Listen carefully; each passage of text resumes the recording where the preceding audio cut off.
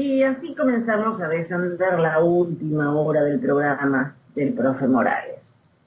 Esta es la hora en que viajamos a Venezuela, en que nos enteramos de lo que está ocurriendo, pero con alguien que sabe explicar las cosas claras, fáciles de entender, y quien no entiende no quiere hacerlo. Quien no entiende y es venezolano no ama su tierra. Y Noel Alejandro Leal sí la ama. Muy buenas madrugadas, Noel. Buenas madrugadas, Jenny, profe, y a todos los que nos acompañan hoy. Gracias por esta nueva oportunidad. Noel, el Esequibo sigue sonando. Y más ahora, la Corte Internacional de Justicia prohíbe a Venezuela alterar el control de Guyana sobre el territorio en disputa.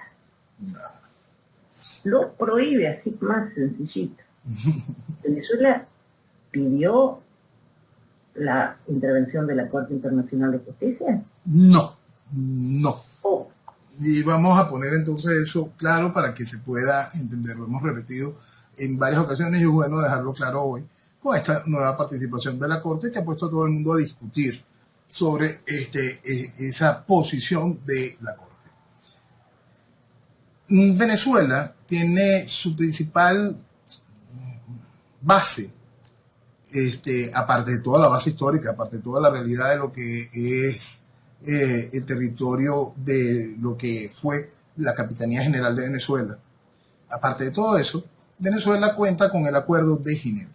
El Acuerdo de Ginebra tiene dos puntos muy claros que hay que repetir constantemente. El primer punto importante del Acuerdo de Ginebra dice que aquel laudo de 1899 técnicamente es nulo.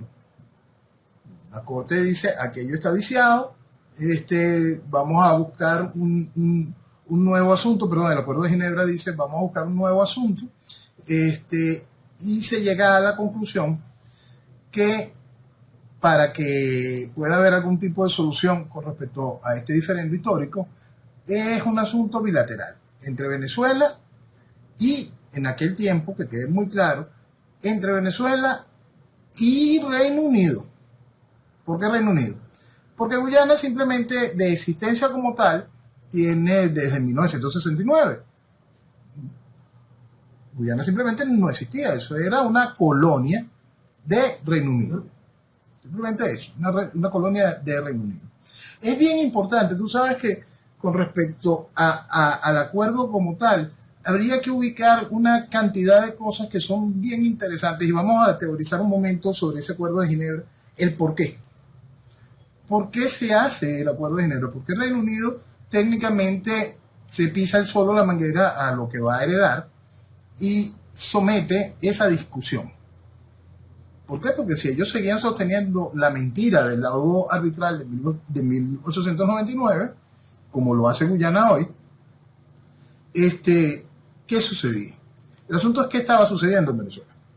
En Venezuela estaba comenzando el periodo pseudodemocrático y había un proceso de inestabilidad, la cual traía un ingrediente, el ingrediente militar.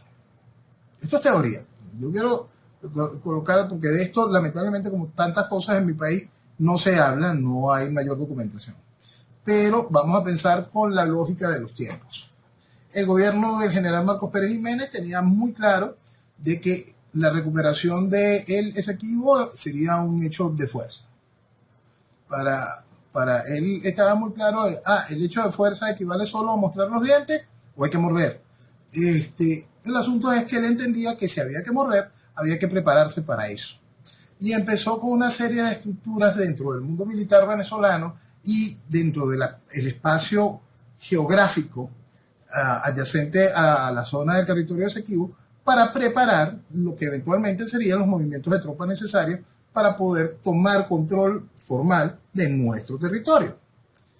Es importante entender que, por supuesto, han habido ciento y tantos años de irresponsabilidad por parte de Venezuela con respecto al Esequibo. Y los últimos 60 años no solo que ha habido irresponsabilidad, sino que se ha sido increíblemente cómodo, laxo frente a cualquier cantidad de realidades, teniendo en Venezuela los momentos que vivimos estelares, sobre todo en el área económica y en la presencia política internacional de Venezuela, para haber hecho lo correcto y poder recuperar nuestro territorio. Ok, estamos ya hablando entonces de los 60. En Venezuela todavía existe un problema militar. ¿Qué pasa? Estos militares les metieron en la cabeza de que eventualmente íbamos a tener que tomar nuestro territorio. Y eso generaba una serie de cosas que alteraban la idea de este mapa latinoamericano de democracia. Hay que imponer democracia, hay que imponer democracias. ¿Y qué pasa si estos tipos deciden que hasta dónde llega la inestabilidad? Hay que dar un caramelo a Venezuela. Hay que dar un caramelo a Venezuela. Y ese caramelo entra a través de distintas discusiones en el orden diplomático que llega al final del Acuerdo de Ginebra. El Acuerdo de Ginebra establece, de nuevo, repetimos, que aquel laudo técnicamente es nulo, que aquel laudo fue una cochinada, lo cual está demostrado en las mil y una maneras. Aquel laudo era simplemente una gran cochinada. Y deja la oportunidad de esto, de que Venezuela resolviese de manera bilateral con quien tenía la disputa. Y que podía hasta haber el caso de un buen oficiante, el mismo puede ser nominado por la Organización de Naciones Unidas, pero es decir, en ningún momento en ese Acuerdo de Ginebra se habla de corte internacional alguna. ¿Por qué? Porque ya veníamos escaldados de aquel acuerdo de una supuesta corte internacional que permitió el fraude asqueroso del laudo arbitral de 1899. ¿Y cómo es posible que Inglaterra haya cedido de esa manera? Bueno, porque viene ese problema, ese ingrediente. ¿Qué pasa si no se daba un caramelo? ¿Qué pasa si no se da un caramelo para que la ridícula pseudodemocracia venezolana se volviese a acostar a dormir, teniendo la tranquilidad de que el mundo militar se quedaba en calma, no tenía mayor apuro, y que el proceso diplomático iba a retornarnos a nosotros nuestro territorio? Lo cual es absurdo, simplemente ridículo. Estamos hablando de territorio, no estamos hablando en aquel tiempo del territorio de hoy. ¿Sigue siendo las mismas dimensiones? Sí, pero en aquel tiempo no se sabía lo que había. Hoy sabemos lo que hay. Sabemos lo que por lógica hay en ese territorio, porque es simplemente un pedazo de Venezuela, y es como toda Venezuela. Es un territorio pleno de riquezas, increíblemente pleno de riquezas. Entonces todo esto se desata por una de sus tantas riquezas, la más inmediata e interesante, que es la del petróleo y del gas. Eso también hay que sumarlo a la gran cantidad de pendejos que dicen que el petróleo se murió. Bueno, gente que no tiene ni la más mínima idea de lo que cuesta producir las energías verdes, el daño ecológico que genera la producción de energías verdes. Bueno, el asunto es que el mundo va a seguir moviéndose por bastante tiempo por petróleo. Eso es una realidad que hace que hasta esta alarma se prenda. En 1960 y tanto avanza la discusión, se llega al Acuerdo de Ginebra, y el Acuerdo de Ginebra establece esos puntos y dice que este acuerdo tiene un periodo de discusión. Estos son tantos años donde vamos a discutir sobre esto.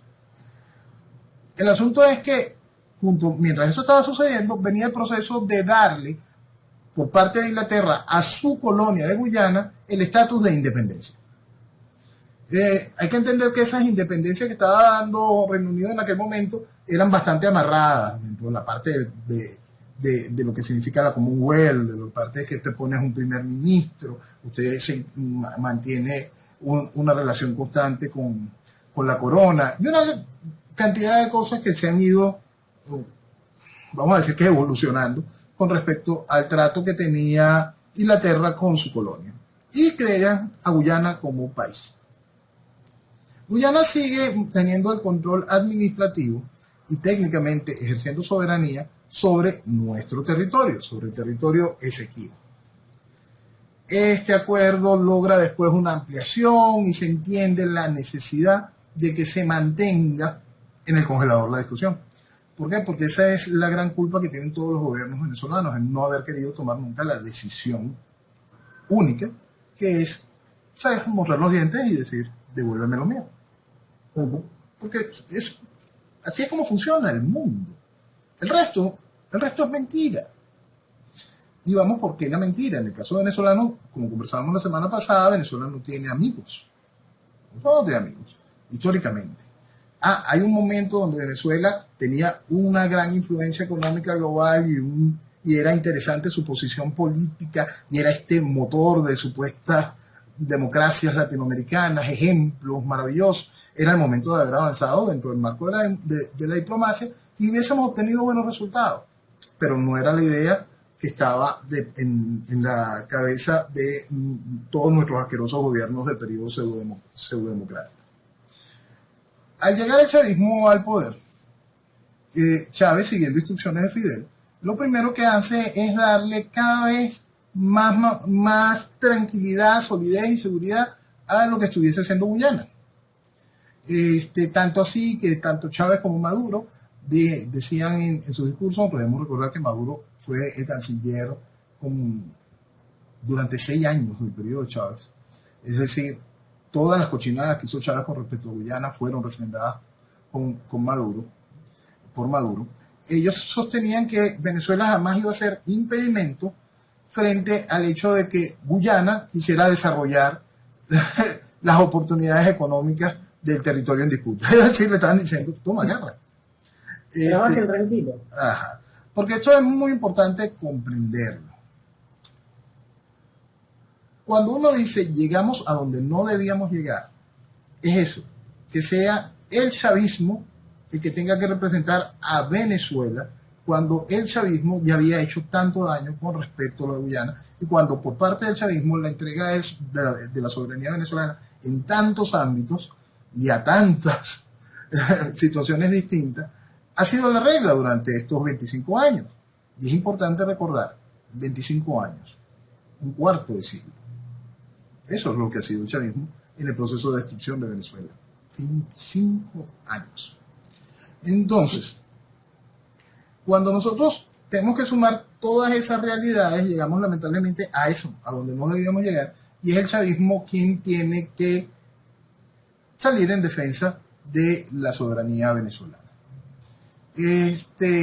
¿Por qué? Porque aquella alarma, petróleo, hace que Guyana diga, yo tengo que de una vez aprovechar la oportunidad de que va a haber gente que no quiere hacer negocio con Venezuela, que ha demostrado Venezuela que no es estable para la negociación con compañías petroleras, que empresas que tienen conflictos judiciales con Venezuela por las distintas arbitrariedades que hizo el chavismo durante todos estos años. Guyana tiene muy claro de que todo eso va a respaldar su esfuerzo para poder terminar de poner fin a la discusión del diferendo. Guyana, aprovechando, teniendo conciencia de cada una de estas cosas, agarra el acuerdo de Ginebra y lo engaveta, no existe, y se saca de la manga el famoso y asqueroso laudo arbitral de 1899. Y con eso se va a la Corte Internacional. Dice, mira, Corte, yo quiero terminar de resolver esto y vamos a que se ponga orden aquí. Es decir, Guyana rechaza de por sí lo que era más reciente, que es el Acuerdo de Ginebra. El chavismo, en su profunda y constante estupidez, se puso a discutir en la Corte. Porque eso es lo que es el chavismo, pues, es un ente dañino. Entonces, si usted va a desconocer la Corte, que es lo primero que el chavismo hoy argumenta, pero al mismo tiempo discute lo que la Corte hace, tú dejas que Guyana diga las estupideces que tú quieras y te expones y le dices a la Corte, no te metas aquí porque tú no tienes nada que hacer con esto, pero no vas y le presentas absolutamente nada a la Corte. ¿Por qué? Porque Venezuela no tiene amigos. Porque la Corte está muy clara en seguirle quitando territorio a Venezuela. Es tan claro ese asunto, es tan vergonzosamente claro ese asunto, que encontramos hoy las declaraciones de una juez de la Corte Internacional de Justicia. Ella se llama Julia Sebunde. Ella es una juez ugandesa de la Corte. Y ella desarrolla hoy todo un escrito donde dice, voté con la Corte porque en la mayoría es la decisión que ellos tomaron, pero ella muestra su decepción porque en la decisión de la Corte hoy, ella esperaba que se reconociese el hecho de que la soberanía le pertenece a Guyana. Es decir, una juez está expresando de una vez, antes de la sentencia, antes del tema final en discusión, qué es lo que ella cree, y lo deja público. Eso no importa.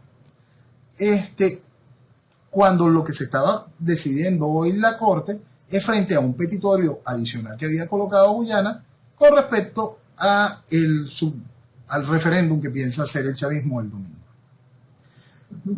Es que esto, intentar tocar tantos puntos se vuelve complicado, porque cuando queremos tomar o intentar profundizar dentro de las distintas aristas de la situación, nos alejamos de la raíz, que es lo único que importa. ¿Y qué es lo único que importa en todo esto? Que el territorio Esequibo le pertenece a Venezuela, históricamente. Directamente. ¿Qué importa adicionalmente? Que Venezuela no ha ejercido soberanía en ese territorio que le pertenece a Venezuela. Eso es una gran realidad que tenemos que entenderlo y hay que asumirla. ¿Cuál es el otro punto? Que el Acuerdo de Ginebra deja claro que aquel lado es un fraude y que no interviene corte alguna en la decisión con respecto al Esequibo. Que la única manera para darle final al conflicto es un hecho de una discusión bilateral. ¿No? Entonces, eso, si eso se queda así, siempre va a estar en el congelador. Puedes llegar a acuerdos del que es lo que sueña el chavismo ahorita de vamos a buscar la manera donde me quede plata en los negocios que va a hacer Guyana. Eso es lo que quiere el chavismo. Eso es lo que quiere el chavismo, más nada. El chavismo no es que busque consolidar la soberanía venezolana, hacer valer por fin nuestra soberanía en el Esequibo. No. El chavismo lo que está buscando es que Guyana deje la ambición y se comporte y le diga, sí, chico, mira, yo voy a hacer este negocio con Chevron y te voy a dar tanto para ti. Y cualquier otro negocio que salga te voy a dar tanto para ti y así. Porque eso es lo que quiere el chavismo. El chavismo no quiere ni siquiera que le diga, mira, no, yo te voy a dar esta cantidad de millones por debajo de la mesa. No, eso no lo necesita el chavismo, porque el chavismo puede robar de manera descarada, no le tienes que dar nada debajo de la mesa. Entonces él quiere hacerlo de una manera muy legal. Y eso será el final del cuento, lamentablemente, porque cuando Venezuela muestre los dientes, que es hacia el final donde se va, eso no hay ninguna duda, hay que esperar que, por lógico, los supuestos apoyos que vaya a recibir Guyana, lo primero que le van a decir es, mira chico, vamos a sentarnos a conversar, siéntense a conversar, vamos a volver a meter esto en el congelador y que Venezuela, que el chavismo consiga parte de los negocios. Y decir que todo esto se hace de una manera cooperativa y conjunta entre naciones hermanas. El festival de pendejadas usual. Lo cierto es que si la discusión continúa en la Corte va a tomar los conceptos de esta juez ugandesa que estábamos diciendo. ¿Por qué? Porque esa es la realidad de cómo trataría la Corte a Venezuela. No esperen otra. No es porque la Corte hoy no haya decidido adicional de que si suspende o no suspende el referéndum. La Corte no es quien para suspender la payasada de referéndum del chavismo. Así de sencillo, la Corte no es quien. Es un asunto interno. Y para más, la Corte aclara de que las preguntas del referéndum están bien dentro del marco de la constitucionalidad venezolana. Ahí está intentando hacer la Corte una serie de carantoñas al chavismo, como diciéndole, mira, nosotros estamos conscientes de lo que tú estás diciendo y mira qué bonito. También le dice la Corte en la sentencia de hoy que pide que Venezuela no avance más allá, porque reconoce que sobre todo la pregunta 5 del referéndum trae el hecho de que Venezuela tenga que ejercer de facto soberanía en nuestro territorio. Yo creo que la gente se olvide un tanto del contenido de las preguntas, porque cada vez que nos vamos a los puntales de las preguntas, cada vez que nos vamos a los puntales de la decisión de la Corte o de lo que dijo esta juez ugandesa o cada una de estas cosas, nos alejamos de la raíz y volvemos otra vez a la raíz. Si nosotros hacemos lo correcto en este sentido, que es simplemente agarrar y aferrarnos al acuerdo de Ginebra, no importa ninguna de las tonterías que diga la Corte. Tonterías que lamentablemente van a ser contrarias a Venezuela. Eso es importante dejarlo claro, muy claro. Si nosotros nos aferramos al acuerdo de Ginebra, por supuesto, esto entraría de nuevo en un congelador. ¿Yo como venezolano estoy de acuerdo en meter en esto de nuevo en el congelador? No, por supuesto que no. Yo quiero que se defina la situación en que Venezuela pueda ejercer soberanía en su territorio. ¿Es posible que eso se haga bien con el chavismo en el poder? No. Y eso es muy importante. Y por lo tanto, qué bueno sería poderlo meter de nuevo en el congelador. Porque yo no veo, desde el principio, no importa lo que sea, una discusión de un territorio tan inmenso como el Esequibo, o simplemente que el chavismo decida pintar una pared en el centro de Caracas, yo todo lo veo absolutamente lesivo contra Venezuela, porque del chavismo no se puede esperar nada bueno. Chávez y el chavismo están para destruir a Venezuela y al venezolano. Entonces, cada ejercicio que plantee el chavismo, para lo que sea, siempre va a ser contrario a Venezuela. Y eso siempre hay que dejarlo muy claro para tener más sobre el panorama de la caja de los demonios que se abre el domingo.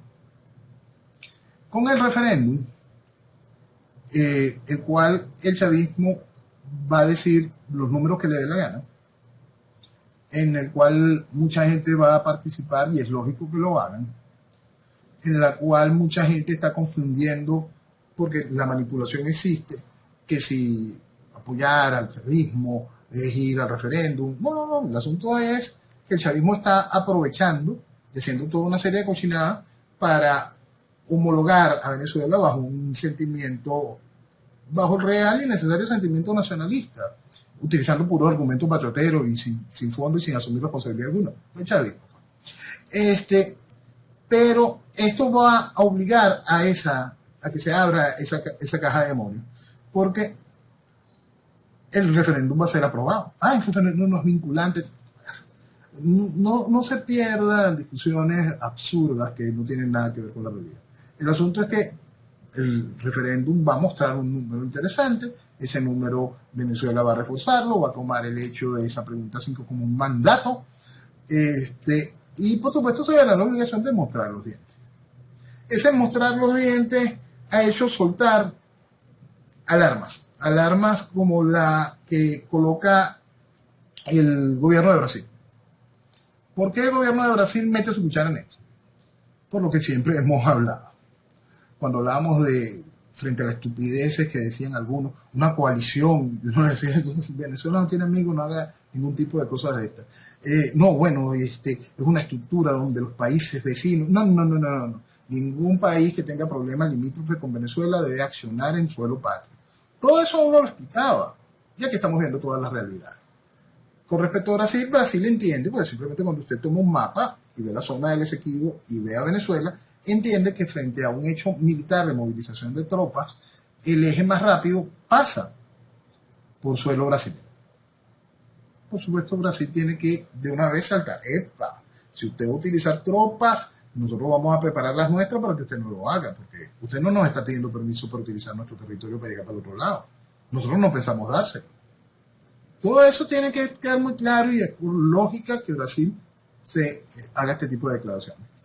Si Venezuela hubiese sido inteligente, hubiese terminado todo nuestro sistema de producción hidroeléctrica en el sur del país y le estuviésemos vendiendo grandes cantidades de electricidad a todos los estados del norte brasilero, tengan la absoluta seguridad de que Brasil no hubiese dicho absolutamente nada.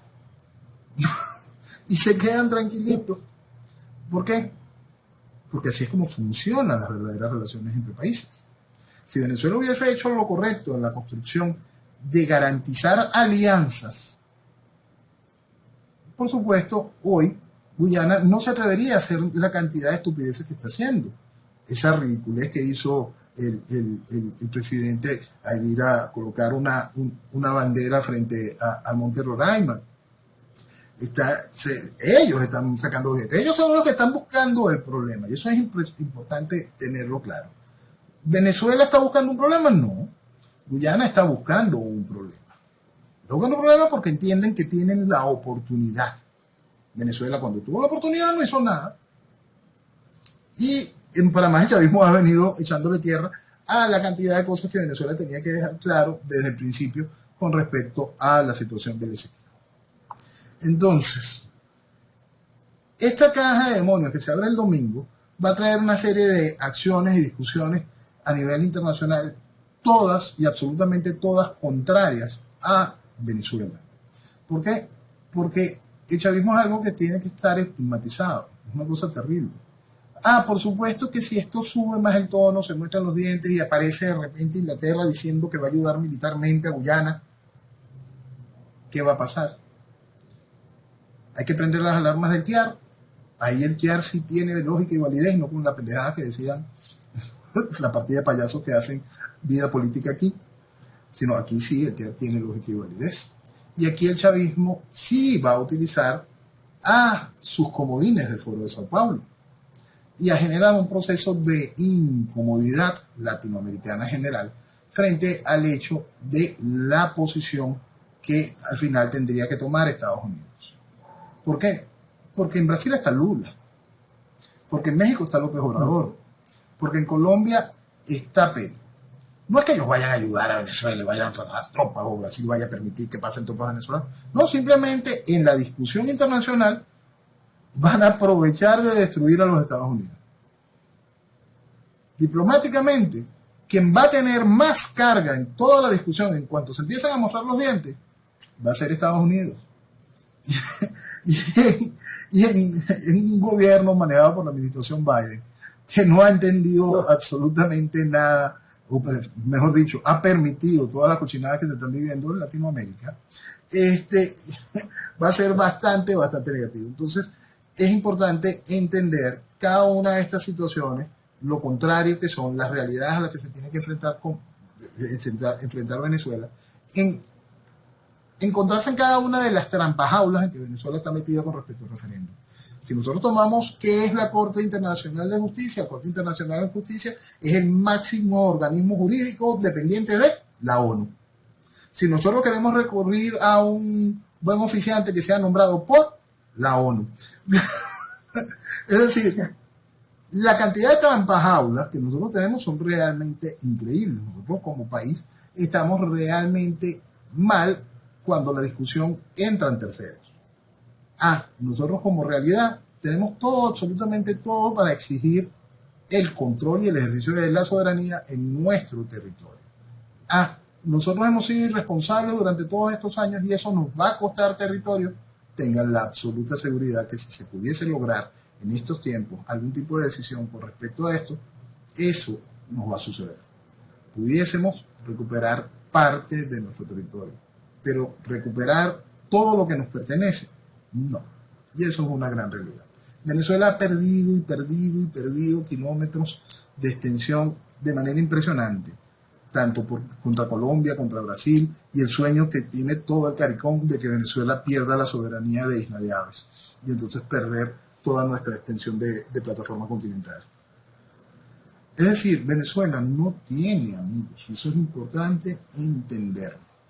Y esa situación de cómo el Foro de Sao Paulo le generaría incomodidad a los Estados Unidos no es por soporte a las decisiones de Venezuela con respecto a la soberanía guyana, sino que es una oportunidad de darle palo a la piñata. Y eso hay que comprenderlo para entender la situación y los demonios que se van a abrir a partir del domingo. Pero lamentablemente nadie habla con esta claridad, porque se habla de que el gobierno de Brasil se declara preocupado, que Guyana habla por aquí, que el otro habla por allá, pero nadie explica con esta claridad qué pasa y cómo se llegó hasta aquí. Que si gobiernos anteriores en Venezuela se hubiesen puesto los pantalones, esto no ocurriría.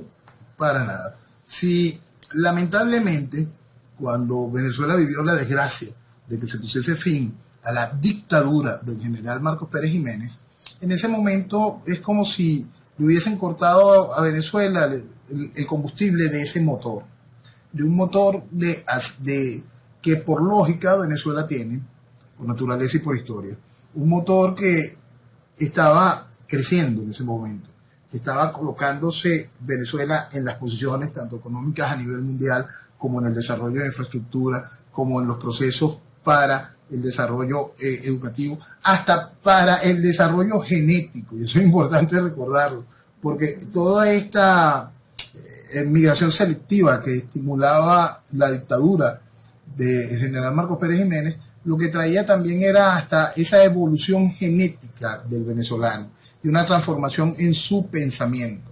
Todos nuestros países latinoamericanos tienen una serie de taras realmente graves con respecto a la evolución y hasta un menosprecio y unos esquemas ridículos en el entendimiento de las oportunidades y realidades. Y ciertamente en ese momento se buscaba hacerle un upgrade al venezolano. Y por eso es que siempre uno en lo particular recalca lo terrible que fue la desgracia de que se pusiese fin a la dictadura del general Marcos Pérez Jiménez, porque Venezuela estaba tomando su posición lógica. Venezuela no iba a hacer nada fuera de la ley. Debemos recordar que la historia de Venezuela. La historia de Venezuela es ese ejército libertador que salió de sus fronteras a liberar naciones y no conquistarlas. Esa es la historia de Venezuela. Y Venezuela lamentablemente ha sido durante toda la historia de Venezuela despojada continuamente de territorio. Venezuela ha contado cuando se han necesitado decisiones a nivel internacional con el desprecio de los supuestos aliados. Venezuela, cuando se vio una real necesidad frente al bloqueo que nos imponían ciertos países europeos por la deuda contraída, de que Estados Unidos hiciese valer la lógica de la doctrina Monroe de aquel entonces, a pesar de lo endeudado que nos dejó, a pesar de los problemas y cómo se debilitaron muchas cosas en la institucionalidad venezolana de aquel entonces, institucionalidad técnicamente inexistente. Ahí se hizo valer ese América para los americanos y se entendió eso. Eso que va a tener que volver a sonar mañana cuando Inglaterra diga que va a proteger a su colonia.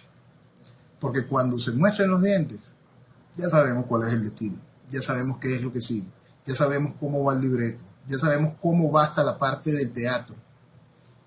El final del cuento, lamentablemente, siempre traerá que no solo se muestren los dientes, habrá que morder. Lamentablemente. Noel, gracias por toda esta explicación sobre el Esequibo. Ahora quiero otra explicación. Esto ya es más política de adentro y de ahora. Chavismo y oposición van a realizar parcialmente las inhabilitaciones políticas. Se le había terminado el plazo que le dio a Estados Unidos. Cabello dijo que no, pero después que sí. Y a su vez, la señora Machado dice que la inhabilitación no es impedimento para competir en las presidenciales de Venezuela. Cada vez entiendo menos, así que necesito explicación. Bueno, vamos a intentar explicar toda esta cantidad de cosas increíblemente ridículas y cómo cada una de estas cosas se legitima hasta el último punto. ¿Son legales las inhabilitaciones políticas en Venezuela? No. Esa figura no aparece en la Constitución. Es decir, que si nos basamos al primer punto de todo el asunto, es porque alguien no mete un recurso en el TSJ, no tiene que ser ninguno de los candidatos, ninguno de los inhabilitados, sino alguien igualito que comisionó aquella estupidez cuando metieron un recurso en el TSJ para que le aclarara sobre el artículo 72, allá por el 2002, 2003, y convirtieron al artículo 72 de referéndum en plebiscito. porque se las daban de genios y fueron a preguntar lo que no debían. Bueno, que venga otro idiota y que vaya y llegue al TSJ la pregunta. ¿Son legales las inhabilitaciones? Para que el TSJ tenga que decir y mostrar una mentira y decir que sí, por supuesto, para que quede claro de cómo funciona el TSJ y las interpretaciones que hace el TSJ del librito ridículo ese que llaman Constitución. Una de las tantas quejas que uno siempre pone con respecto al librito ridículo, para mí la peor de todas, la más importante y la fundamental para el que quiere el desarrollo de una nación, para el que sueña con una nación que vaya encaminada hacia un desarrollo federal, donde se pueda crecer de verdad, donde se pueda tener independencia y controles. Es decir, no es posible que este libro ridículo nos haya acabado con la bicameralidad y que mate esa oportunidad del desarrollo federal del país y se convierta esto en una asamblea tumultuaria.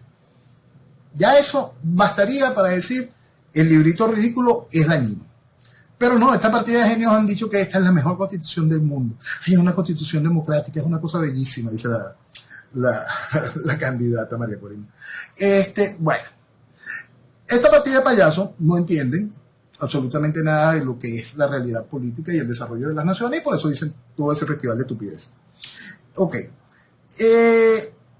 El acuerdo de Barbados, todo este acuerdo de toda esta serie de conversaciones maravillosas que ha tenido el gobierno con la plataforma unitaria, debemos recordar también, es importante meter todo este cuento, la plataforma unitaria estaba compuesta básicamente por los partidos del G4, vamos de nuevo, estos partidos del G4 solo participó uno solo en las primarias, para más puso un candidato desechable para que hiciera el ridículo, es decir, se hizo la cama para María Corina.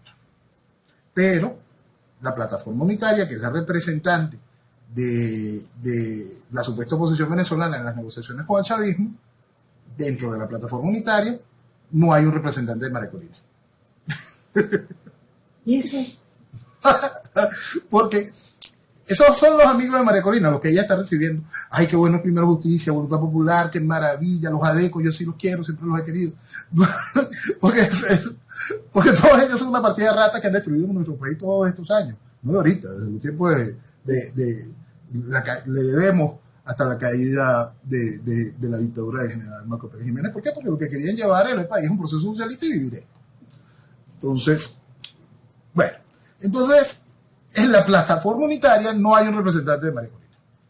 Ahí no hay un representante de María Corina, pero fíjate cómo esta misma plataforma, el G4, la base de esa estructura, es la que le hace la cama ahorita a María Corina para que de una vez se desgaste. Dale, chica, quémate. ¿Por qué? Porque como ella misma viene y dice, vienen 11 meses de arduo trabajo. Una campaña que ya lleva casi un año, en este país que siempre se está en campaña electoral, una campaña electoral que tiene María Corina prelanzada a la presidencia del país desde el 2006, cuando aquel intento de primaria del 2006. Imagínense lo desgastante que es esta situación, ¿no? Y cuando ya entramos en una etapa de 11 meses más de campaña. Imagínate lo increíblemente desgastante que es. Entonces, estas cosas hay que pensarlas desde todo cada uno de los puntos. Ahorita vamos a pasarlo desde la politiquería barata electoral a la que siempre acostumbran al venezolano como si eso fuese lo único que existiera. También eso, viene esa etapa de desgaste y este chiste. Pero dentro del chiste está Barbados y están los noruegos. Están los noruegos y por supuesto los Estados Unidos. Esta negociación de Barbados no es una negociación en sí entre la plataforma unitaria, pues esto nada más es un disfraz inútil y ridículo de la decisión de los Estados Unidos. En específico de la decisión de la administración Biden. Y quienes montan la fiesta y el decorado son los noruegos.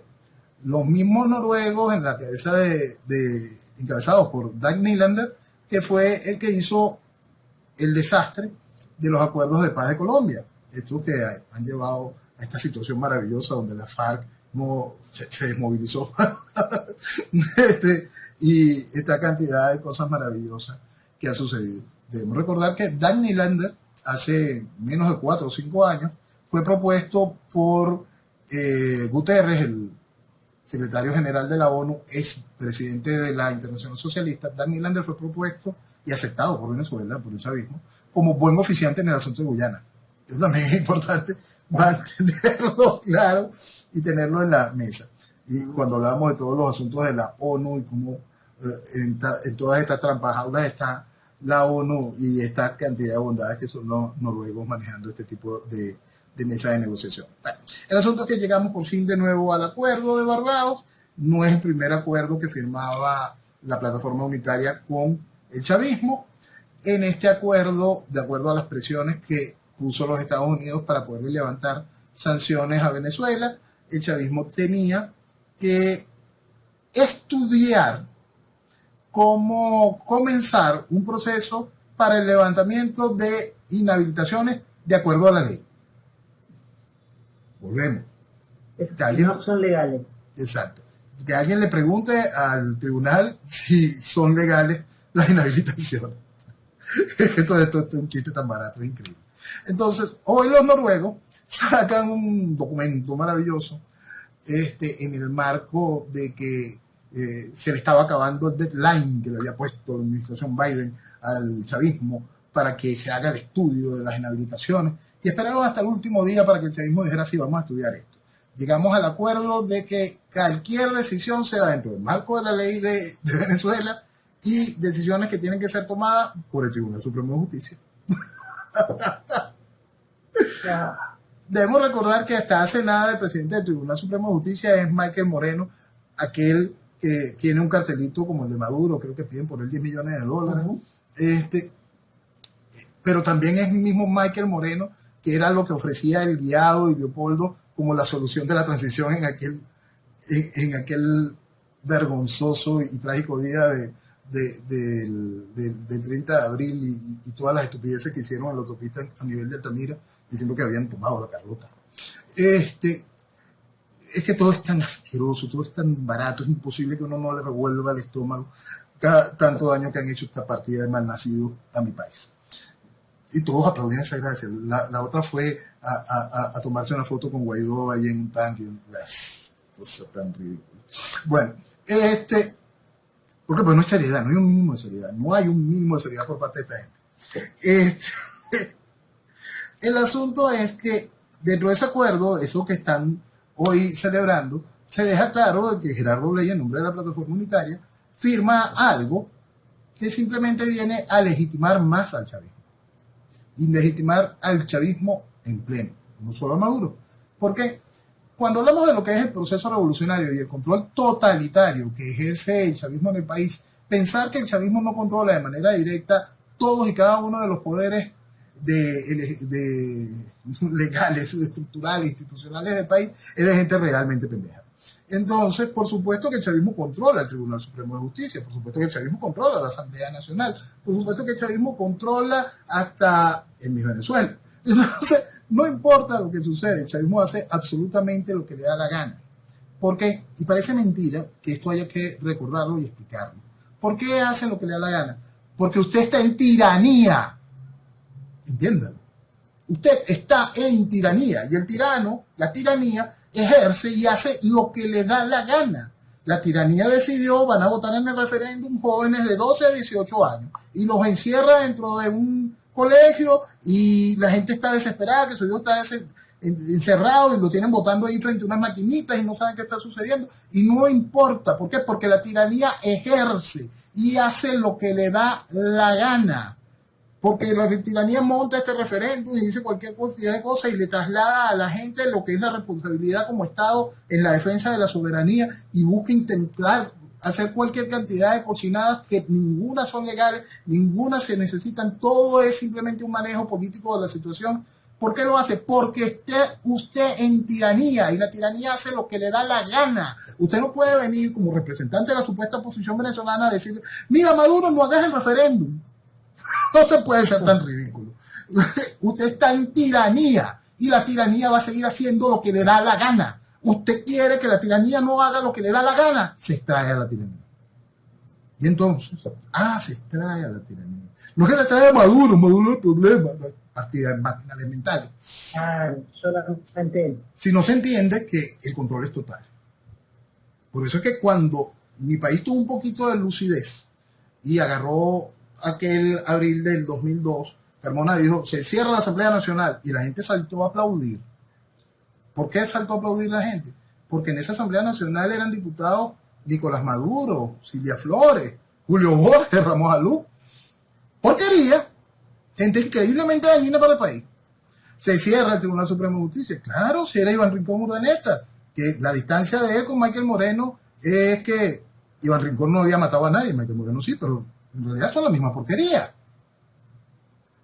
Que había que apartar todo, porque ¿quién era el vicepresidente de Chávez en aquel momento? Era Diosdado. ¿Quién era el presidente de la Asamblea Nacional? Era William Lara. ¿Quién era el ministro de Defensa de aquel entonces? Era José Vicente Rangel. ¿Quién era el inspector general de la Fuerza Armada que ejercía de verdad el control militar? Era Lucas Rincón. Entonces, para la gente que cree que este proceso totalitario es de ahorita, estamos hablando del 2002 y el control que tenía el chavismo sobre el país era absoluto en el 2002. ¿Qué creen que queda hoy en el 2023? ¿Qué creen? ¿Que existe un espacio para la institucionalidad? Bueno, eso es lo que firmó Gerardo Blay. Que hay un espacio para la institucionalidad en Venezuela y que el TSJ es el ente calificado para tomar las decisiones con respecto a las inhabilitaciones. Ya de repente Gerardo Blay dejó de ser un hombre serio. Imposible no reunirse. Señor, ¿tuvo alguna vez algún cargo político? ¿Fue senador, embajador, fue algo? Sí, no, Gerardo Blay ha tenido muchísimos cargos durante toda la etapa del chavismo. Gerardo Blay sale a la palestra pública cuando el proceso constituyente venezolano entrega cualquier cantidad en lo que era la Corte Suprema de aquel entonces, cualquier cantidad de escritos y toda la prensa se volcó hacia él y el tipo hizo su espacio político, tanto así que él fue uno de los 4 constituyentes opositores que quedaron en la Asamblea Constituyente de aquel tiempo. 4. El resto era chavismo, ¿ok? Él es opositor. Sí. Eso es un detalle importante. No me había quedado claro, perdón. Después Gerardo Blay entra a las filas de Primero Justicia, el partido de Leopoldo, en aquel momento, el partido de Leopoldo López, de Enrique Capriles y de Julio Borges. Entra Gerardo Blay y empieza su carrera política formal y logra una diputación, ¿sí? Tanto que fue jefe de la fracción parlamentaria de la oposición, que teniendo todo para evitar aquella reforma de TSJ, que era una ley orgánica, no, él la aprobó. Entonces, es bueno que se revise el historial de Gerardo Blay en esos años, donde se tenía todo para que no se pudiese modificar la ley orgánica de TSJ y en aquel momento pasar de 12 magistrados a 32, una de las tantas estupideces que se ha visto aquí en el país. Después, Gerardo se vuelve alcalde, hereda el municipio de Enrique Capriles. Ya Capriles había sido 2 veces alcalde de Baruta, después Gerardo pasa a ser alcalde un par de veces. Se separa de Primero Justicia, se va al partido de Manuel Rosales, se va con Leopoldo al partido de Manuel Rosales. Después llegó a ocupar hasta la vicepresidencia de Un Nuevo Tiempo. Y de repente el tipo está sin partido, pero cada vez tiene más y más poder. Y lo nombran como representante de la cabeza del equipo que va a estas negociaciones en Barbados, sin ser diputado, sin ejercer ningún tipo de cargo de dirección. Él es el que preside esa dirección. Y casi que se agradece cuando ves el resto de los miembros de ese equipo y ves a personajes como Stalin González y una cantidad de analfabetas funcionales. Por lo menos Gerardo sabe leer y escribir. Para positivo para Venezuela, por supuesto que no, pero por lo menos la forma y más o menos la llena. Es que me hace acordar ¿sabes a quién? A un argentino, Sergio Massa. Pasó por todos los... él es opositor a todo lo que no esté en el momento en el gobierno, ¿no? Pero si es de derecha, sí es opositor. Y le decimos panqueque. Sí. Porque de humo, bueno. Me suena más o menos así. Pasó por cuanto partido político existe, criticó a todo el mundo y siempre cae bien parado. Siempre caen bien parados, siempre caen bien parados. Personajes así en la política global existen hasta decir basta. Gerardo es sin duda un buen ejemplo de eso. Y forma parte de todo lo que le ha hecho muchísimo daño en todo este proceso, pero son los opositores que la oposición aplaude, ¿no? Y lo que han hecho es vestir de democracia esta desgracia una y otra vez, estando absolutamente conscientes de lo imposible de esto. Déjame traerte esto para que se tenga conciencia de esto. Estamos hablando de diciembre del 2022. Estaba la Plaza Altamira tomada, estaba todo esto, y había una discusión sobre la oportunidad de generar un referéndum consultivo con respecto al hecho de que si Chávez tenía que permanecer o no en el poder. Y los coordinadores de ese bochinche en aquel entonces, 2002, diciembre, se encontraba, por supuesto, Gerardo Bley, María Corina y otra gente más. Y yo preguntaba, ¿por qué ustedes quieren hacer esto de un referéndum consultivo cuando es taxativo lo que dice el artículo 72, que es el referéndum revocatorio? Tú quieres consultar esto, te van a decir a nivel de TCJ que esto es extemporáneo, no tiene nada que ver y esto no tendría ninguna validez. Y era así, porque es la lógica, no necesitas ser abogado, simplemente agarra lo que dice el librito ridículo, tú te estás basando en un articulado del librito ridículo y hay otro articulado específico para la cochinada. No importa. Ellos lo calificaron como entrenamiento democrático. Había una necesidad increíble de decirle a Chávez cuántos éramos y hasta quiénes éramos. Por eso es que mucha gente señala a toda esa estructura como los verdaderos padres de la lista Tajicón, del artefacto Maizanta. Porque cuando uno se pone a tomar lo que era necesario para supuestamente llamar a un referéndum, y todos los datos que le pidieron a la gente, tanta información, las cuales obsecuentemente se decían sí, y las firman y las volvemos a recoger, y llevaron a este país a un desgaste, a una banalización de absolutamente todo.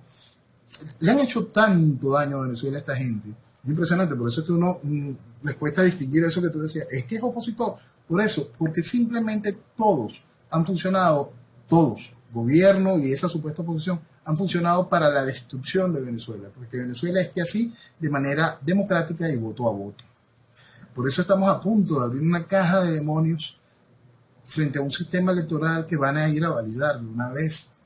Pero ninguno se está quejando tampoco de los problemas del sistema electoral a la hora de las elecciones, porque todos están más ocupados en ver qué va a decir la candidata sobre algo que no puede manejar porque no, ni entiende, porque su posición era desconocer la Corte y ahora le preocupa el referéndum porque atenta frente a las decisiones de la Corte.